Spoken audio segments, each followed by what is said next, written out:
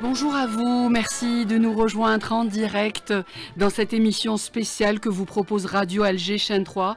Au moment où le monde convulse et annonce des bouleversements géostratégiques, nous allons parler aujourd'hui de colonialisme et néocolonialisme, histoire, mémoire et colonisation. Pour nous en parler, je reçois toujours avec plaisir l'historien Monsieur Dahou Djerbal et nous aurons par téléphone l'intervention de l'essayiste et auteur Hosni Kitouni. Il est aussi chercheur en histoire. Il interviendra à partir de Constantine. Bonjour messieurs, merci d'être en direct avec nous. On fait une petite pause, on écoute une chanson, le temps qu'on s'installe et on revient vers vous. Aïma Azizen, c'était la voix de Jamal Allam pour commencer cette émission spéciale. Il est 14h10. Bonjour Monsieur Dahou Djerbal, historien. Bonjour. Merci d'être en direct avec nous dans les studios d'Alger Chaîne 3. Bonjour Badia et merci de m'avoir invité. Eh ben c'est chez vous, hein, ça me fait toujours plaisir de vous avoir au studio d'Alger Chaîne 3. Et on va du côté de Constantine. Monsieur Hosni Kitouni est en direct avec nous. Bonjour, vous êtes chercheur en histoire et auteur. Merci d'être en direct avec nous. Merci pour l'invitation et bonjour à Dahou. Bonjour à Dahou, voilà, il vous dit bonjour. Il vient de mettre son casque. Bonjour Hosni, bonjour. Voilà, alors on commence ce mercredi 22 janvier 2025. Première question à vous messieurs. La question coloniale reste posée en Palestine et au Sahara occidental. Vous publiez, Monsieur Dahou Djerbal, un hors-série de votre revue Nard dans lequel vous écrivez que la dialectique de la violence et de la contre-violence entre le pouvoir colonial d'Israël et la résistance palestinienne a atteint un niveau inégalé dans l'histoire des confrontations du XXIe siècle. Mais est-ce que le colonialisme n'est-il pas à chaque instant de la violence, partout et à chaque moment de l'histoire? C'était bien le visage du colonialisme en Algérie, Monsieur Dahou. Absolument. Si on revient à 1830, on peut se rendre compte que l'armée française qui intervient en Algérie entre en Algérie par effraction, par la violence. Une violence d'une armée qui est l'une des armées les plus puissantes d'Europe et du monde à l'époque, et contre une population et un pays de 2 à 3 millions d'habitants. Donc plusieurs dizaines de milliers de militaires viennent occuper, envahir l'Algérie par la force. De la même façon, la naissance de l'entité israélienne en 1947 est aussi une occupation par la violence puisqu'elle est portée par la force de l'organisation du traité de l'Atlantique Nord dirigée par les États-Unis et avec ses alliés européens. Donc on amène une population de nulle part pour occuper un pays qui est déjà une nation, qui est déjà occupée par une nation qui est la nation palestinienne. Donc de la même façon, que ce soit au XIXe siècle ou au XXe siècle, nous avons le même processus. C'est une entrée par la force, par la violence, par la violence militaire et qui ensuite s'étend dans la durée. Mais pourquoi vous dites, Monsieur Dahou Djerbal, que ça a atteint un niveau inégalé dans l'histoire? Parce que si l'on parle du XXIe siècle, c'est-à-dire de l'année 2000 à 2024, donc il n'y a pas eu d'autres exemples dans l'histoire contemporaine d'une violence, d'un tel degré de violence, avec l'utilisation de toutes les forces dont dispose l'Occident pour écraser la résistance du peuple palestinien. Donc voilà, ça c'est quand même un événement capital dans le début de ce XXIe siècle. Et si on veut prendre un exemple sur le XXe siècle, donc le XXe siècle, il y a deux expériences de lutte anticoloniale, c'est celle du Vietnam et celle de l'Algérie. Donc au fond... et on ne pensait pas pouvoir vivre en 2024 encore des événements... Bien sûr, il n'y a pas, en histoire, il n'y a pas de prévision. L'histoire parle des faits qui sont déjà passés et tente de réfléchir à ce passé pour pouvoir interpréter et comprendre le présent. Donc au fond, on ne pouvait pas imaginer qu'il y ait une telle violence contre, non pas une résistance armée, mais contre tout un peuple. Et c'est ce qui a été le cas pour le Vietnam, ce qui a été le cas pour l'Algérie au XIXe et au XXe siècle. Monsieur Kitouni, du même avis? Oui, oui, je veux ajouter au développement de mon ami Dahou, je veux ajouter un élément significatif. Allez-y. Il me semble que dans les expériences de colonisation à travers l'histoire, on date les colonisations modernes à partir de la découverte, ce qu'on appelle la découverte de l'Amérique par l'Occident. Il y a deux types de colonisation dont les effets en matière de violence sont quelque peu distincts. Oui. Il y a ce qu'on appelle généralement les colonisations d'exploitation, c'est-à-dire là où le colonisateur ne va pas pour rester, c'est-à-dire il va simplement pour exploiter les ressources de la terre et les ressources du travail. Et on a des exemples multiples à travers l'histoire. Et puis, il y a ce qu'on appelle les colonisations de peuplement. C'est-à-dire des colonisations où le colonisateur ne vient pas simplement pour exploiter les ressources du travail de la terre, mais il vient pour rester. C'est-à-dire qu'il y a un déplacement de population de la métropole vers ces pays conquis. Et dès lors que ce processus s'instaure, la relation colon-colonisateur change du tout au tout. Il ne s'agit pas simplement de dominer le colonisé, mais il faut le déposséder de sa terre.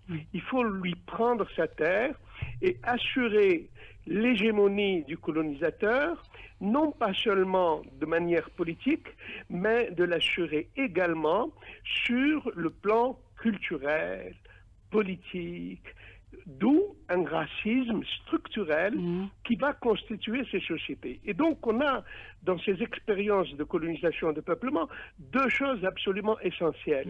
D'une part, une violence génocidaire, c'est-à-dire qui vise à l'extermination, l'élimination, la disparition de l'élément autochtone, et d'autre part, sur le plan épistémique, la disparition culturelle de ce qui existe avant l'arrivée du colon.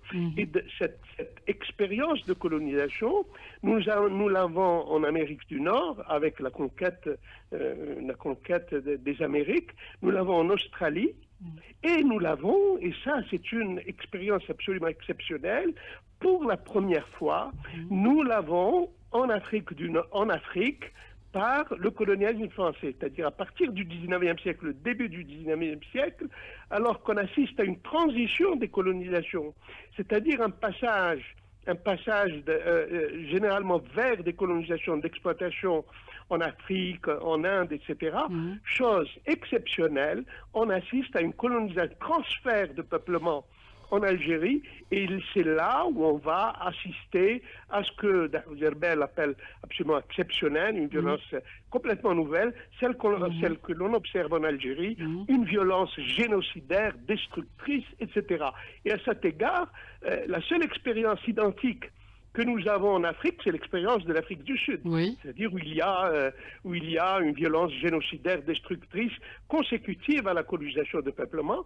Et au cours du XXe siècle, nous avons la Palestine qui est un modèle absolument conforme au processus de colonisation de peuplement, c'est-à-dire le remplacement d'un peuple par un autre qui engendre inévitablement une violence génocidaire destructrice telle que nous l'observons aujourd'hui. Actuellement, jusqu'à 2025. Messieurs, actuellement. Alors, un mot pour conclure. Il faut faire le lien entre la nature de la violence et le mode de colonisation.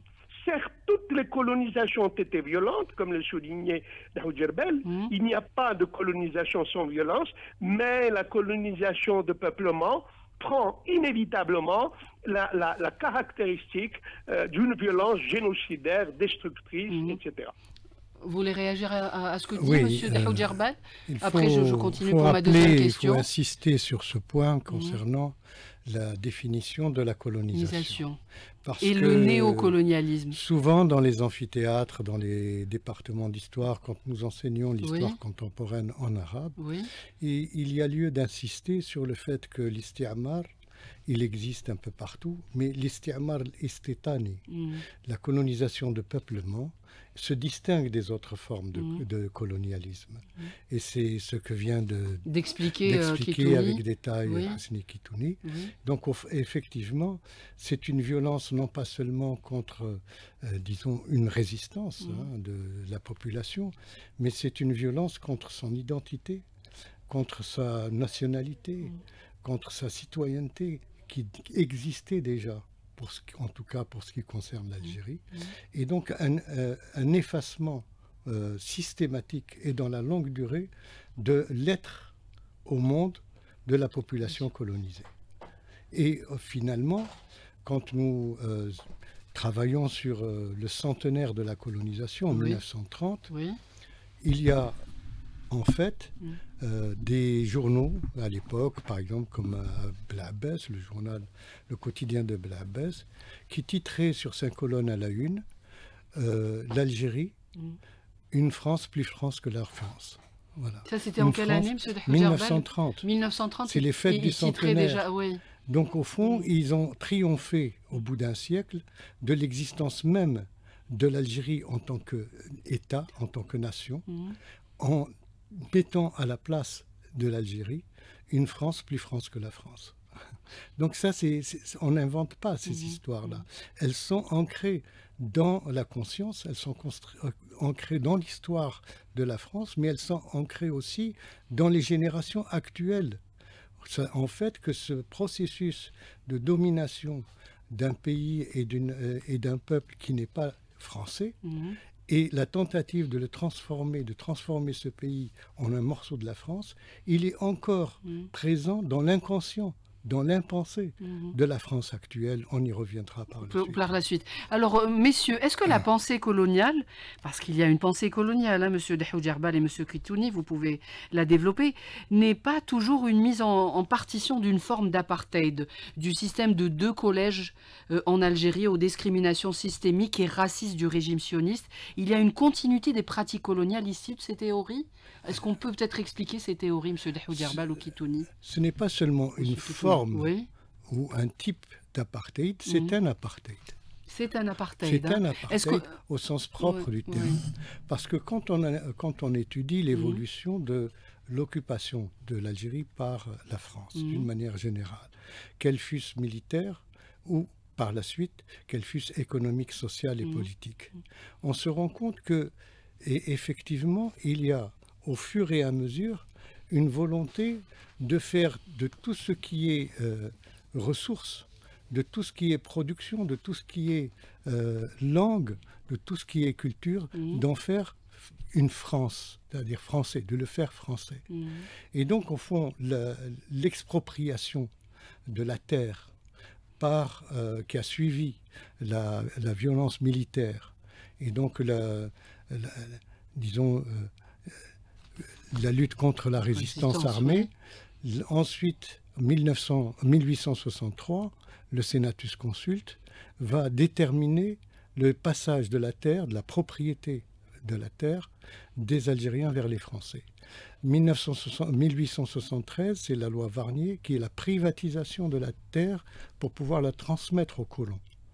Et 1889, donc c'est en fait la transformation de la terre en propriété française. Donc au fond, la terre algérienne devient française, du point de vue du droit, du point de vue de la propriété. Puis ensuite, 1882, c'est le registre d'état civil. On va franciser les noms. Donc ensuite, il y a l'école avec la deuxième et la troisième République. Et l'école, Thiers, Jules Ferry, c'est une école française. Donc on va interdire l'usage de l'arabe. On va interdire l'enseignement de l'arabe. Et on va interdire finalement donc, la présence de l'arabe dans l'espace public français. Troisièmement, après l'école, après la terre et l'école, il y a les structures urbaines, c'est-à-dire l'immobilier. Dans les villes, les villes sont construites, c'est des villes françaises. Et donc il y a la ville européenne et puis il y a les périphéries, les faubourgs qui sont algériens ou qui sont indigènes. Donc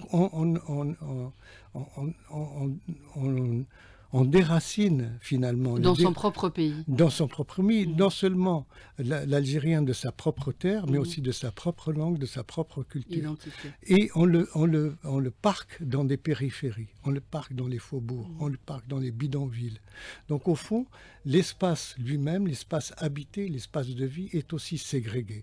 Donc au fond, c'est un apartheid, c'est un véritable apartheid dans tous les domaines. Voilà. Monsieur Kitouni, vous avez travaillé, vous, sur cette question. Oui, allez-y, bien sûr, je sais. Je vais revenir sur l'idée. Vous savez, à la base, à la racine, quand un colonisateur débarque sur un territoire et qu'il trouve une population indigène qui occupe déjà cette terre, comment va-t-il légitimer sa relation à l'autre, c'est-à-dire son droit à occuper le nouveau territoire, à déposséder l'autochtone et à le dominer?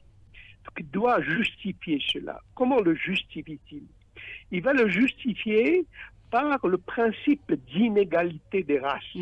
C'est-à-dire dire que si je viens ici, c'est parce que je suis un être civilisé qui vient civiliser un pays sauvage et barbare. Et donc, ça c'est dit. Le processus de relation à l'autre est un processus forcément racialisant. Toute colonisation est un processus de racialisation, c'est-à-dire un processus de rabaissement de l'autre à être un indigène. Et comment le fait-il? Il le fait en détruisant la culture de l'autre et en l'infériorisant, en disant que la culture de l'individu autochtone est une culture barbare, est une culture sauvage, et culture indigne ou illégitime à la rationalité, et ce qu'il y a de supérieur, c'est la culture de celui qui vient dominer. C'est l'occupant. Déjà, il y a là. Et donc, cette différence qu'instaure le colonisateur avec le colonisé, il va lui donner une légitimité institutionnelle et juridique. Il va, à travers les lois, à travers les institutions, instaurer cette inégalité fondamentale entre... Pourquoi cette inégalité? C'est pour pouvoir exploiter. Comment peut-il prendre du travail à l'autre sans le payer? C'est-à-dire le travail de l'esclave, le travail de l'indigène, en ne le payant pas. C'est en disant que le travail de l'indigène est inférieur au travail de l'occidental. Donc, au fond, le fondement même de la colonisation est un fondement racial et racialisant. Et cela est encore plus vrai dans les sociétés où il y a un processus de colonisation, de peuplement, parce qu'il s'agit là de créer une différence fondamentale entre le nouveau arrivé, c'est-à-dire l'Européen qui débarque, et l'Autochtone qui est en place. Pour créer cette inégalité, on va donc travailler sur la culture, mais on va travailler également sur les institutions, et on va travailler... Même sur les espaces, comme disait... Voilà. Donc, colonisation et racisme sont les deux phases d'un même processus, d'où la naissance. Et après, cela va se développer. Il faut inculquer à l'indigène qu'il est un être inférieur. On va lui inculquer par quoi? On va lui inculquer par l'école, on va lui inculquer par les institutions, on va lui inculquer par la littérature, on va lui inculquer par le théâtre, on va lui inculquer par le cinéma. Et à chaque fois, pour le montrer, que l'être autochtone, l'arabe, est inférieur. On dit d'ailleurs travail arabe, on dit d'ailleurs, etc. C'est-à-dire tout ce qui émane de l'autochtone est par définition inférieur, etc. Et cette façon de regarder, cette façon de voir les choses, nous la vivons aujourd'hui. Nous la vivons aujourd'hui de manière absolument concrète. Notre relation à l'Europe. Notre relation à l'Europe, c'est-à-dire l'Europe aujourd'hui, est considéré comme le centre de la modernité, comme le centre du savoir, comme le centre du pouvoir, comme le centre de l'hégémonie. Et tous les pays, les intellectuels autochtones, se comportent à l'égard de l'Europe comme si elle était le centre de la civilisation indépassable et ce qui appartient aux autochtones est inférieur, etc. Donc la racine idéologique du colonialisme et le racisme. Monsieur, merci. Voilà. Restez avec nous. Monsieur Dahou Djerbal, mais est-ce qu'il y a une feuille de route? Comment on a procédé à ça dans vos recherches en tant qu'historien? Est-ce qu'on arrive avec... allez, on travaille de cette manière, déculturé, allez-y. Oui, effectivement, dans ce que disait Hosni Koutouni, il y a un point important, c'est que cette question de la soumission du colonisé par le colonisateur, c'est pas seulement un principe de base, de départ. C'est-à-dire qu'au départ, déjà, quand on envahit un pays, quand on l'occupe, il y a déjà en principe le fait qu'on occupe un pays qui n'est pas un pays, qui n'a pas d'histoire, qui n'est pas une nation, qui n'est pas un État, etc. Vous connaissez un peu le discours dominant. Bien sûr. Oui.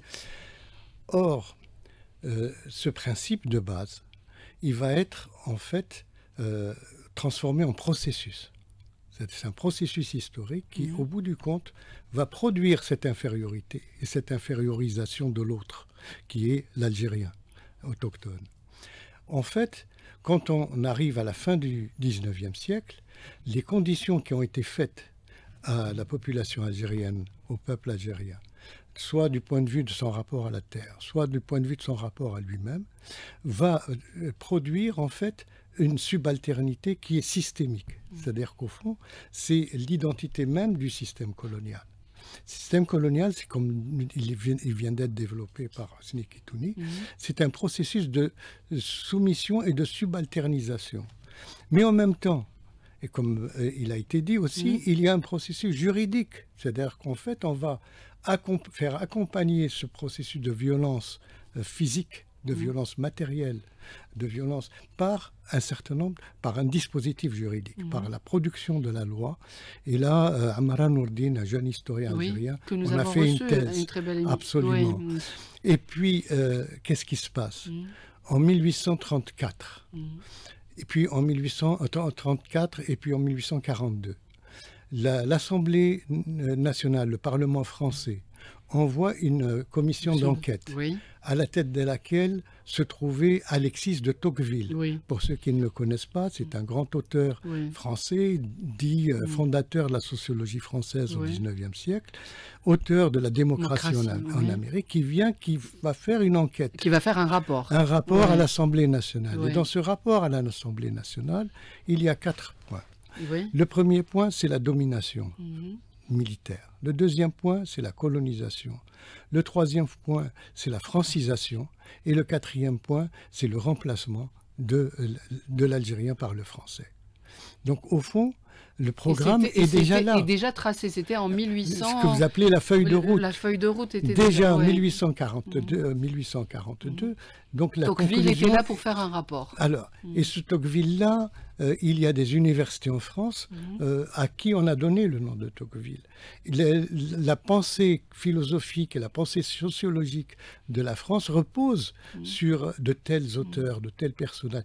Mais ce n'est pas seulement une personnalisation de la pensée, c'est la pensée dominante d'un pays dominateur, d'un pays colonisateur. Et donc, au fond... D'ailleurs, vous reprenez dans la revue Naqd quelques passages, je ne les ai pas, dommage, sous les yeux, je n'ai pas la revue, mais très intéressant, on apprend beaucoup de choses. Ce qu'a écrit Tocqueville sur la situation quand il débarque. Et sur quoi je voulais insister, c'est que ce n'est pas seulement donc une pensée militaire de domination, ce n'est pas seulement une pensée politique de domination, mais c'est une pensée à l'état pur, de considérer en fait qu'il y a un principe de subalternité de l'Algérien par rapport à l'occidental. Merci M. Dahou Djerbal. Restez avec nous si vous permettez M. Koutouni, une petite pause, il est 14h33. Si vous venez de nous rejoindre, chers auditeurs, c'est une émission spéciale, nous vous la proposons donc depuis 14h en compagnie de l'historien M. Dahou Djerbal et de l'auteur et chercheur en histoire M. Hosni Koutouni qui nous téléphone à partir de Constantine. On écoute une chanson, on se pose un petit peu et puis on revient vers vous jusqu'à 15h pour continuer. Si ça vous intéresse, eh ben on parle d'histoire et de colonialisme. Restez avec nous. والكيف سهل الفرق ما قدرت عنه لو كوليكتيف بلادي هي الجزائر. C'est quel collectif, monsieur le réalisateur? Après, vous me donnez le titre. 14h36, on continue avec vous, monsieur Dahoud Jarbal. On parle d'histoire et nous avons aussi avec nous par téléphone l'essayiste auteur Hosni Kitouni. Alors la question, cette prochaine question, alors il y en a plusieurs, j'espère que le temps nous permettra.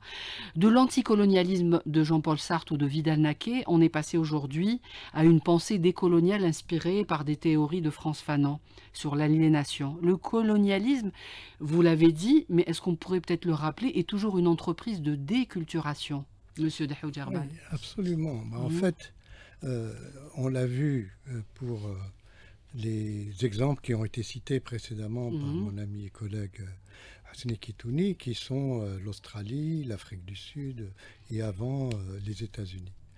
Au fond, donc la volonté de puissance, la volonté de domination de la colonisation, enfin, du système colonial, c'est en fait de déposséder l'autre de son être au monde.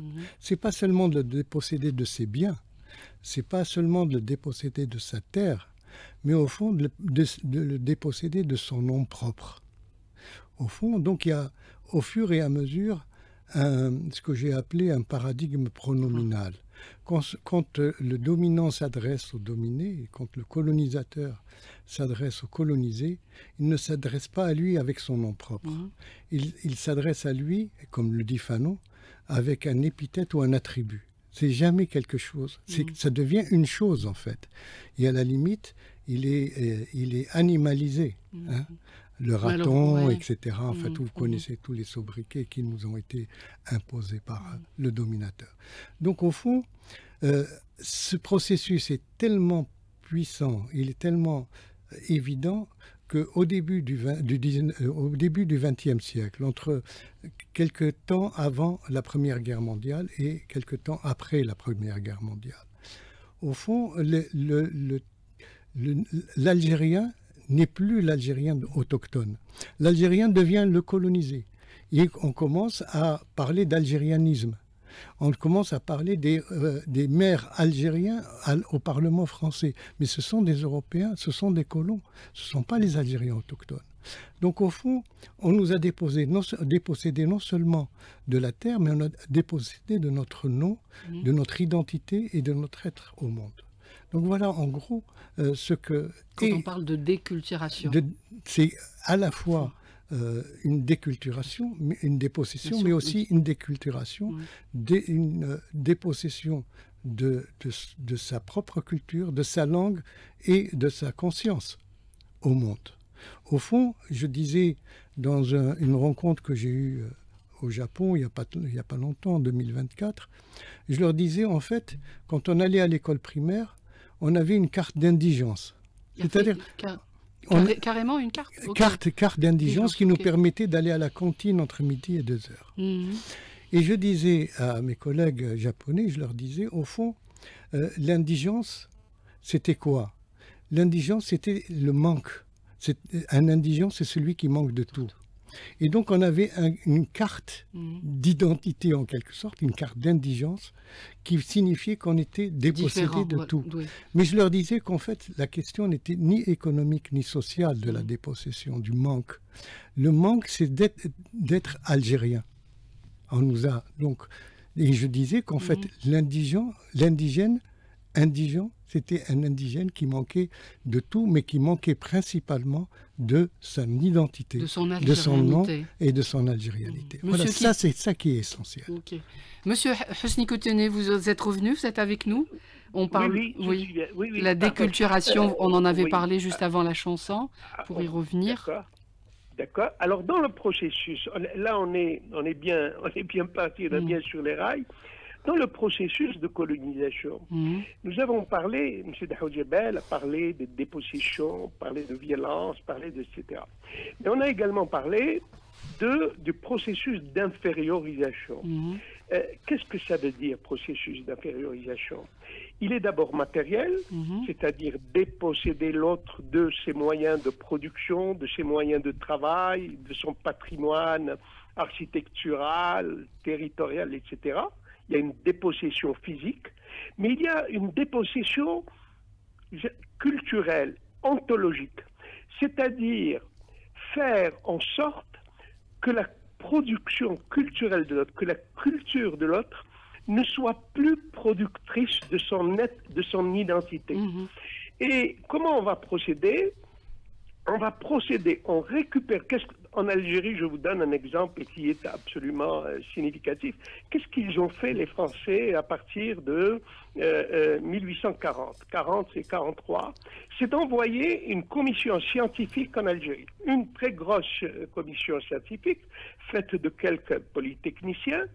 Et l'objectif de cette commission scientifique, c'est d'étudier tous les aspects de l'Algérie, aussi bien l'économie, la géographie, l'ethnologie, tous les aspects, la langue, la religion, etc. Pourquoi étudier ça? Étudier pour montrer que le patrimoine culturel, l'identité de l'Algérie sont inférieurs, sont barbares. On va barbariser l'islam, on va barbariser l'oralité, on va barbariser l'histoire produite par les Indiennes. Partout, on va essayer de produire une science qui justifie l'infériorisation de l'autre. Et on va dire, comment on va dire? On va remplacer cela par la culture de l'occidental, c'est-à-dire par la culture qu'apporte le soldat français, qu'apporte l'enseignant français, etc. Et cette culture de l'enseignant français, cette culture du civilisateur, est une culture qui est une culture de racialisation de l'autre. C'est-à-dire, en même temps, ils ont détruit la culture autochtone et ils vont lui inculquer une culture qui justifie son infériorisation. Voilà nous avons parlé tout à l'heure de la lutte pour la terre. Il y a aussi une lutte pour la culture, et qui se fait sur la base de la fabrication de préjugés d'infériorisation de l'autre. Et cela, on va le retrouver partout. Partout et jusqu'à présent. Allez-y, monsieur. On va le retrouver partout. Et alors, là, j'ajoute un élément important. Cela ne fait pas partie, attention, simplement du colonialisme français. Cela fait partie du colonialisme en général, de l'Europe en général. L'Europe, dans le processus de colonisation du monde, a produit un savoir de l'hégémonie, un eurocentrisme, une pensée eurocentrée qui considère que l'histoire du monde est une histoire unique et linéaire. Oui, très juste. Dont le sommet, c'est l'Europe, le sommet de la civilisation, et que tous les autres peuples sont un état d'infériorisation, et pour devenir émancipés, ils doivent suivre le chemin qu'a suivi l'Europe. On retrouve même cette pensée-là chez Marx, avec les différents modes de production, etc. etc. Donc, non seulement on détruit l'identité et la culture de l'autochtone, mais aussi on produit une culture de la racialisation, une culture de l'infériorisation qui nous est inculquée, et à partir de là, l'autochtone va se mettre, et là, Daho a rappelé le processus à partir de la naissance du nationalisme algérien, les jeunes assimilés algériens, quand ils se sont mis à faire de la politique, ils disent, nous allons faire de la politique pour devenir des nations à l'égal sur le modèle des nations européennes. C'est-à-dire, le rêve qu'ils ont, c'est de se retrouver dans la position de l'Européen, c'est d'acquérir le savoir, la culture de l'Européen à partir de leur État. Et comment ils regardent leur propre patrimoine? Ils regardent le propre patrimoine comme un patrimoine arriéré. C'est-à-dire, cela appartient à l'ère sauvage. Nous nous regardons comme des, comment dirais-je, comme des traditionalistes, comme des, etc. Vous voyez le rapport de, voilà. Oui, allez, monsieur Daho, vous voulez rebondir par rapport, et après, voilà, deux questions. Je voudrais ajouter juste que 45 minutes, allez-y. Que Hamid Moukaddem, qui est un anthropologue algérien qui vit en Kanaki, en Nouvelle-Calédonie, avait fait un travail, une thèse sur cette question. Et il avait utilisé un terme pour les Kanaks, et ce qu'on voulait, que les Français voulaient faire des Kanaks. Et il a utilisé une phrase extrêmement importante que je reprends souvent. Il disait qu'il voulait en faire corps docile et langue apprivoisée. C'est-à-dire qu'en fait, il voulait les arracher complètement à ce qui était leur identité. Et donc, le processus est le même. Alors justement, est-ce que le colonialisme a changé de visage ou est-ce qu'on peut expliquer le néocolonialisme est-il plus humain?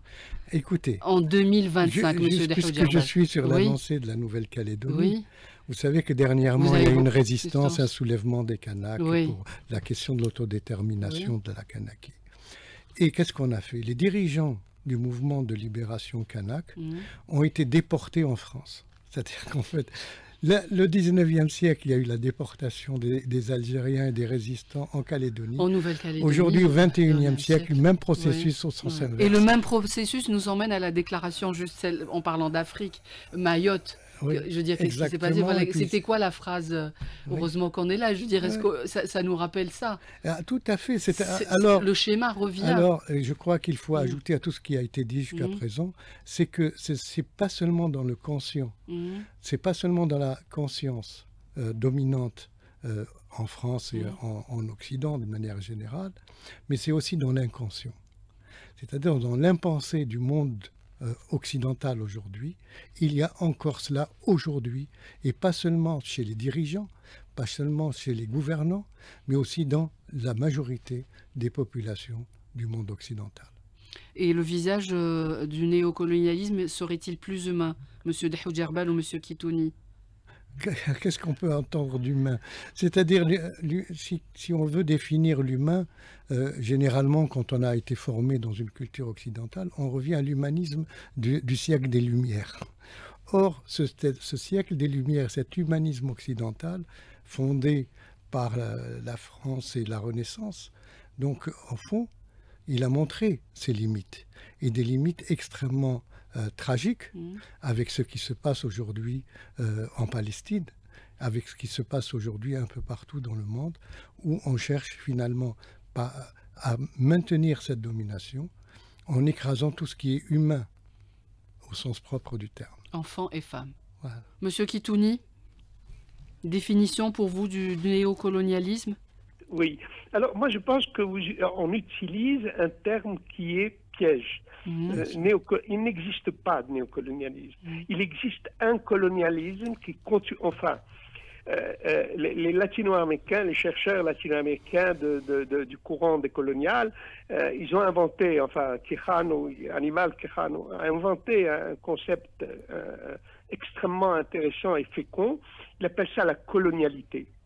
C'est-à-dire, il dit que le colonialisme a produit la colonialité. Qu'est-ce que ça veut dire la colonialité? Tout à fait. La colonialité, c'est un rapport à l'autre racialisant, c'est-à-dire un rapport de domination fondé sur la race. Que le colonialisme a fondé un rapport de domination fondé sur la race.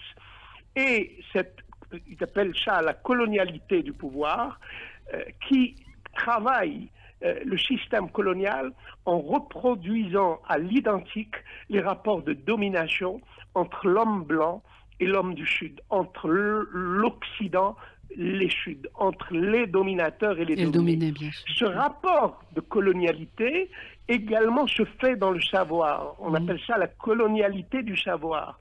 C'est-à-dire que dans le savoir aussi, il y a un rapport de domination de l'Occident, de la pensée occidentale sur l'extériorité. Et il y a ce qu'on appelle la colonialité de l'être, c'est-à-dire la domination des individus par un système de valeurs qui fait d'eux des êtres inférieurs. Donc, si l'on retient ces trois éléments fondateurs de la colonialité, c'est-à-dire la colonialité de pouvoir, la colonialité de savoir et la colonialité de l'être, on considère Quijano, le courant décolonial, considère que la fin de la colonisation, c'est-à-dire la fin de la domination directe, ne met pas fin à la colonialité, que la colonialité continue à travailler les rapports du monde. Oui, dans les rapports actuels du monde. Très juste, absolument, monsieur dans les Kittoni. rapports actuels du Dans monde. le conscient, dans le conscient, oui, dans le conscient et l'inconscient, excuse-moi. C'est très juste. Bien entendu, bien entendu. Mais pour terminer, je dis que la fin de la domination directe, c'est-à-dire la décolonisation, n'a pas mis fin à la colonialité du pouvoir, du savoir, de l'être, puisque les rapports du monde aujourd'hui, si vous regardez le monde d'en haut, c'est-à-dire un point de vue, qu'est-ce que vous observez? Vous observez que les richesses, qu'elles soient de savoir, qu'elles soient économiques, sont toujours concentrées dans le monde occidental qui a donné. Bien entendu, on va me dire la Chine, etc. Il y a des pôles de développement. Et il y a aussi et l'Inde, je dirais, hein, M. Kittoni. L'Inde qui apparaissent de plus en plus. Mais si on regarde, par exemple, de manière générale, on observe que la fracture créée en 1492 par la découverte de l'Amérique et le début des colonisations modernes continue à travailler les rapports du monde jusqu'à aujourd'hui sur le plan du savoir. Et un exemple très simple. Oui. Aujourd'hui, pour un universitaire, la reconnaissance ultime pour un universitaire, c'est quoi? C'est la Sorbonne, c'est Paris, enfin Paris ou l'Amérique, etc. On n'est pas en mesure de valider notre propre savoir à l'intérieur du pays, c'est-à-dire de produire nos propres critères de valeur, nos propres critères de valorisation qui nous autonomisent par rapport aux institutions occidentales. Et ça explique pourquoi il demeure une dépendance qui n'est pas néocoloniale, mais qui est finalement coloniale au sens plein du terme. Alors au moment où la Cour pénale internationale lance des poursuites, messieurs, contre Netanyahou, la preuve est faite qu'il n'y a pas de justice coloniale et que c'est le colonialisme qu'il faut traîner devant la justice. Des collectifs d'ailleurs d'avocats du FLN aux États qui déposent des plaintes contre Israël. Quelles sont les transformations selon vous du rôle de la justice dans la lutte contre le colonialisme? Écoutez, quand vous dites la justice, il y a, disons, une connotation où on pense à la justice occidentale dominante. C'est-à-dire à la Cour internationale de justice, à la Cour pénale internationale, etc., mais qui sont dominés finalement par les mêmes processus que ceux dont on vient de parler. Et qu'au fond, deuxième remarque, c'est quand on parle de justice, on met en évidence les dirigeants. C'est-à-dire les Netanyahou. Pas le système. Et pas le système colonial. Ni la population elle-même qui a participé à cette domination. Quand vous pensez à la guerre de libération en Algérie.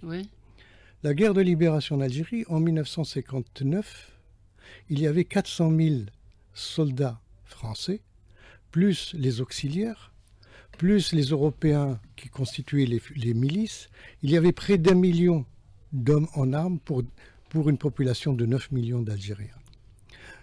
Or, c'est ce million d'Européens en armes qui avaient participé à l'écrasement de la résistance algérienne. Ils ont des enfants et des petits-enfants aujourd'hui. Aujourd'hui, ils ont des enfants et des petits-enfants qui sont au gouvernement. Ils ont des enfants et des petits-enfants qui sont à l'université, qui produisent du savoir, qui produisent des connaissances, mais qui font un silence absolu de ce qu'ils ont fait. Parce que ces 400 000 Français appelés et rappelés, au total 2,5 millions de Français qui sont venus en Algérie, qui ont mis les pieds en Algérie, et la main à la pâte, ils ont aujourd'hui les descendants, enfants et petits-enfants, qui sont aujourd'hui adultes. Or, ceux-là ont fermé le placard. Et dans chaque domicile, dans chaque maison en France, il y a un placard qui est resté fermé. Et ce placard, c'est que leurs parents, leurs arrière-grands-parents ont pris une part directe à la répression, bien sûr. Du système colonial contre la résistance algérienne du 19e siècle à 1962. Et c'est là donc le problème de la justice. Quand on focalise sur Papon ou quand on focalise sur Le Pen, ou quand on focalise sur Ossarès, c'est un faux fuyant. Il faut poser le problème central, qui est la responsabilité commune de la France vis-à-vis de la colonisation. Donc la criminalisation de la colonisation concerne directement la population française d'aujourd'hui. C'est pas des noms précis. Pour vous, Monsieur Kitouni, rapidement, parce qu'il est, voilà, désolé, parce qu'il est 14h57. Oui, mais en un mot, la justice, c'est un rapport de force. Oui. J'estime pour ma part que si l'Algérie, on veut imposer notre vision et notre condamnation de la colonisation, nous devons le faire en tant qu'Africains, en tant qu'anciens colonisés, qui nous associons dans un même processus de dénonciation de la colonisation qui a été pour nous tous un crime absolu contre l'humanité. Très juste. Monsieur Husni Kitouni, vous avez une vente dédicace. Est-ce que vous pouvez nous donner le jour et le lieu? Pour l'instant, je ne sais pas.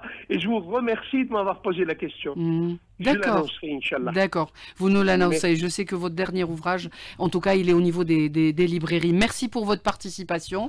Merci d'avoir été en direct avec nous à partir de Constantine. Monsieur Dahoudjerbal, la revue Naqd dédiée à Raza, un hors-série, et dans toutes les librairies. Absolument, en tout cas à Alger. Oui, à Alger, même ailleurs, je pense. Oui. On peut la trouver. Alors achetez-la, et puis c'est une manière de dire qu'il y a une solidarité qui se manifeste à travers le monde. Absolument. Alors la solidarité est importante, puisqu'on se rend compte que les peuples du Sud, comme les Suds, comme disait Husni Kitouni, c'est une renaissance de la tricontinentale. Nous qui travaillons dans, de Bandoug au Sud global, dans la pensée critique avec la revue Naqd, on se rend compte que les auteurs de la pensée critique maintenant développent ce processus de déconstruction de la domination occidentale. Et c'est partout, c'est en Amérique du Sud, c'est en Asie du Sud et du Sud-Est, ou en Afrique du Sud et en Afrique du Nord. Merci. C'était très intéressant. En tout cas, l'émission, vous pouvez la trouver sur YouTube.